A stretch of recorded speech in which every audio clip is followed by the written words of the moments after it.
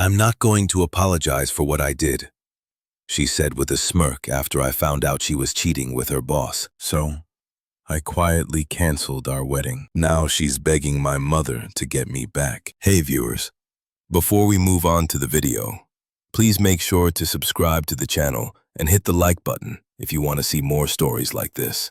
Thanks. I used to believe in fairy tale, not the Disney kind, but the real life ones. The ones where you find your person, build a life together, and face the world as a team. For 5 years, I was living that fairy tale with Sarah. We met in college, fell in love, and promised each other forever.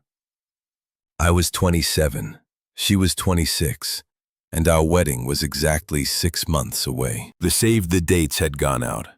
The venue was booked, and the final list of vendors was pinned to a corkboard in our apartment. That corkboard, filled with dreams and plans, was the last truly happy thing we shared. The red flags in retrospect were less like subtle nudges and more like bright red flare. They just looked like a normal part of the engagement process. A little stress, a few small arguments about the budget. But it was more than that. She'd get irritable if I had a late night at work, even though I was doing it to earn more for our future. She'd spend hours on her phone, laughing at texts I couldn't see. And when I'd ask who it was, she'd just say, "Oh, just friends." I trusted her. I thought that was what a solid relationship was built on, that foundational trust. Then came the new job. She got a promotion to a new department and started working with this guy, Liam. The first few weeks, all I heard about was how brilliant and ambitious he was. "Alex, you wouldn't believe what Liam's doing with the new marketing campaign," she'd say, her eyes shining in a way they hadn't for me in months. "He's just so driven, you know.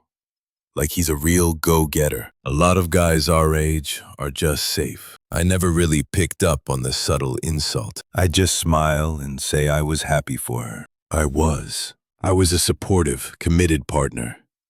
A safe one. Apparently, the final nail in the coffin was an argument about the honeymoon. We'd always planned on a trip to the Amalfi Coast.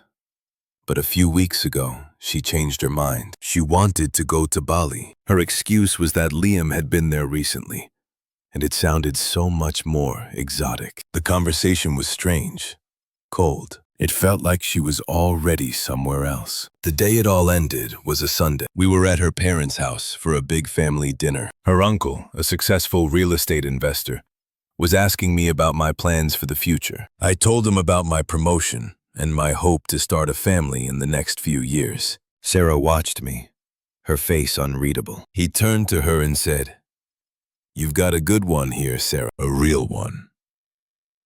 That was the trigger. She snapped her head toward him, then toward me, a little smirk playing on her lips. She waited until her mom left the room to get dessert, then turned to me, her voice low but laced with ice. "He's right, Alex. You are a real one. You're safe. You're secure. You have a plan." She leaned in a little closer, her eyes boring into mine. "But I don't want a man who plays it safe. I want someone who takes risks, someone who can give me more than just a house in the suburbs and a 401k. I felt my blood run cold. "What are you talking about, Sarah?" She let out a short, hollow laugh. "I told you about Liam. We've been seeing each other." The world went silent. I felt like I was hearing her from 1,000 miles away. "What do you mean, seeing each other?" Exactly what it sounds like. It started as a work thing, but we just clicked. He's ambitious, Alex. He's a hustler. He gets it.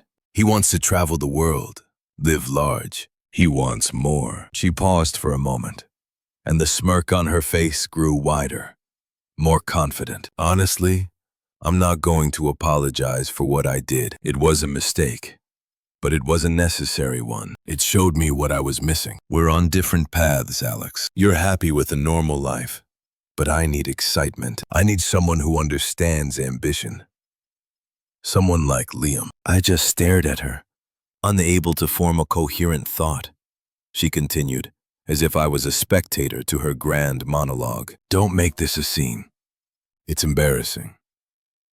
I thought you'd understand. I mean, we both knew this was never going to work out in the long run. I was always going to need more. She stood up, a smug, satisfied look on her face, and walked toward the kitchen to help her mom with dessert. I sat there, paralyzed, the engagement ring on my fingers suddenly feeling like a dead weight, the chatter of her family in the next room, the smell of apple pie. It all felt surreal. She had just publicly, smugly, and cruelly ripped apart our entire life and was now going to pretend everything was fine. I couldn't stay. I didn't say a word. I just slowly stood up, my mind a blank slate. I reached for the wedding binder sitting on the side table, took my half out, and placed it on the arm of the couch. Then, with a quiet dignity I didn't know I had, I walked out of the front door, leaving everything, the ring, the plans,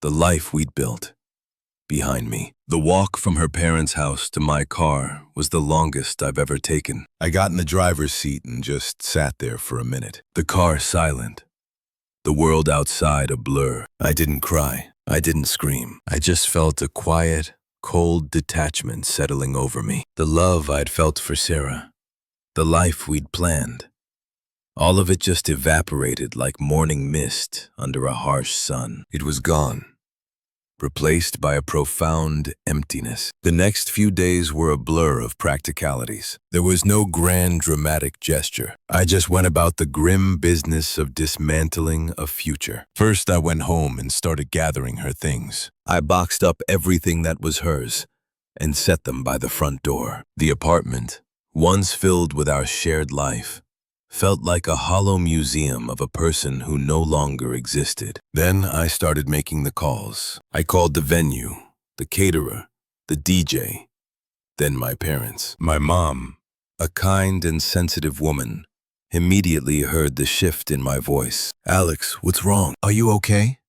she asked, her concern palpable. I told her what happened, leaving out the smug, cruel details. Sarah and I are no longer getting married. She decided to end things. The last call was the hardest. I called her mother. I knew it was something Sarah should have done, but I knew she wouldn't. The phone rang 3 times before she answered, her voice cheerful. "Alex, did Sarah finally confirm the caterer? She's been so busy with her new promotion." "No, Mrs. Miller," I said, the words feeling foreign in my mouth. "I'm calling to tell you that the wedding is off. Sarah and I are no longer together." The line went silent. I just said my goodbyes and hung up. I couldn't stand there and explain her daughter's selfishness to her. It wasn't my job. My job was to sever all ties, to cut the cord, and to remove myself from her life as cleanly as possible. I sent her a text after my last call. It was the only message I sent. It said,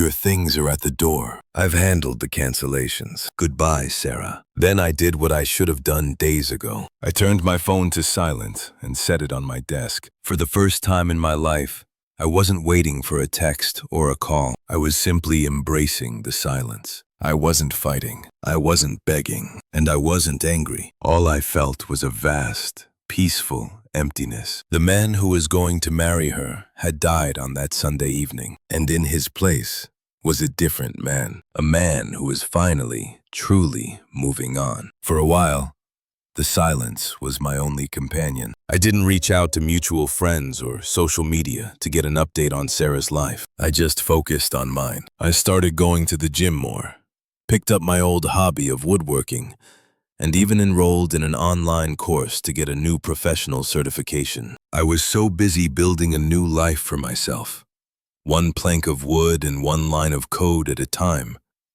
that I barely thought about her. But the world has a way of serving up news you didn't ask for. It started with snippets from mutual friends. "Hey man, I heard about you and Sarah. I'm really sorry. My friend Mark texted me one night." I just responded, "It's all good, man. How are you?"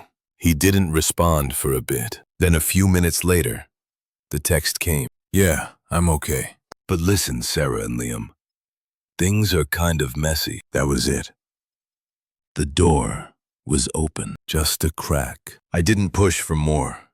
but the seed of curiosity was planted. Then I saw her at a mutual friend's birthday party a few weeks later. The same smug confidence she had when she left me was still there, but it felt different. It was a little too loud, a little too forced. She was draped over Liam, laughing exaggeratedly at his jokes. Liam, for his part, looked exactly like the brilliant, ambitious guy she described on the surface. He was dressed in a sleek suit that looked expensive, but a nervous, shifty energy emanated from him. He spent most of the night on his phone, occasionally shouting a greeting to someone from across the room. He seemed to be performing for everyone. I moved to another part of the room, but the oral updates kept coming. I overheard a hushed conversation between two of Sarah's friends. He's been really weird lately. Says he's got all these investors, but Sarah's been complaining about money. The whispers died down when Sarah walked past,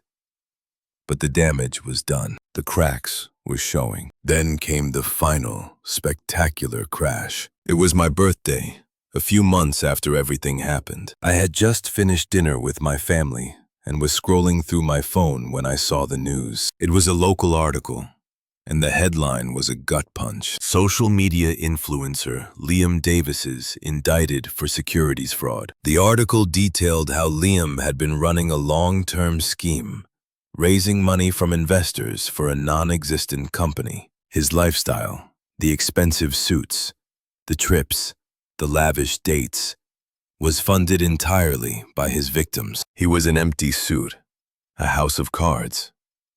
And Sarah, well, the article mentioned she was his accomplice, though her charges were less severe. I closed my phone, sat back, and felt a quiet, profound sense of justice settle in my bones. It was satisfying, but it was also final. The fairy tale she had left me for had just turned into a nightmare. The night the news broke about Liam, my phone started to buzz with notifications. It was an influx of messages from mutual friends. I answered a few, but mostly I just let them sit. The drama felt like a movie I had already left. The final spectacular crash was less a moment of triumph and more a confirmation of what I had instinctively known all along. A few days later, the real test began. I got a text from a number I didn't recognize. Hey, I know this is a long shot, but it's Sarah. I know you've probably heard what happened. It's been really hard. I read the message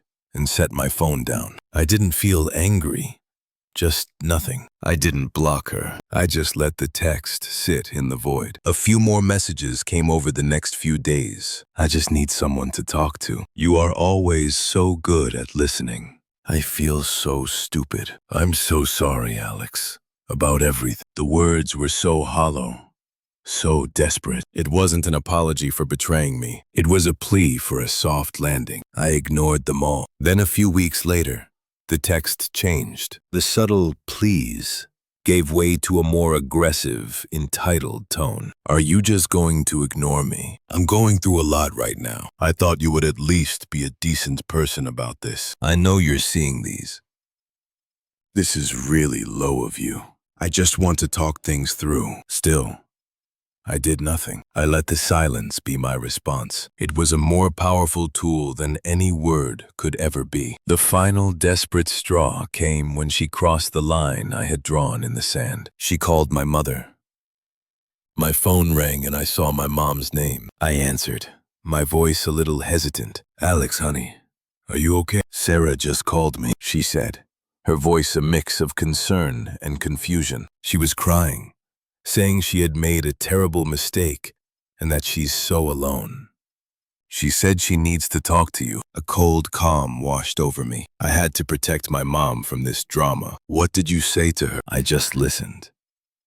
She was very upset. She was trying to get me to give you a message. She said she's not the same person, that she's learned her lesson. Mom, she's trying to use you to get to me, I said, my voice firm and low. Please don't talk to her again. I'm sorry she put you in this position. From now on, just block her number. Don't answer.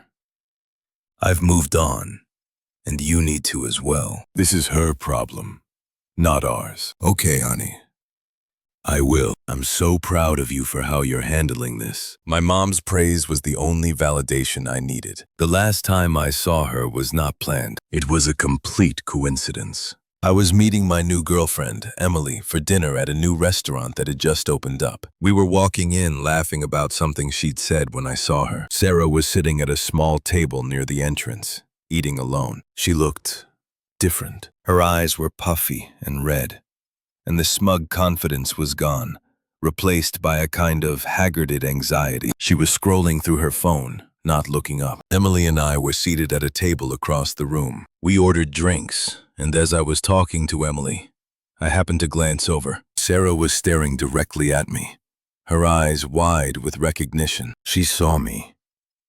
She saw me laughing, and she saw Emily, who was smiling at me in a way that spoke volumes. The power dynamic flipped in an instant. Her face went pale as she realized that the man she left for more was now happy with someone who was in every conceivable way an upgrade. A few minutes later, she stood up and started walking toward our table. Emily saw her coming and looked at me, her expression questioning. I simply placed my hand on hers and gave her a slight shake of my head. I was calm.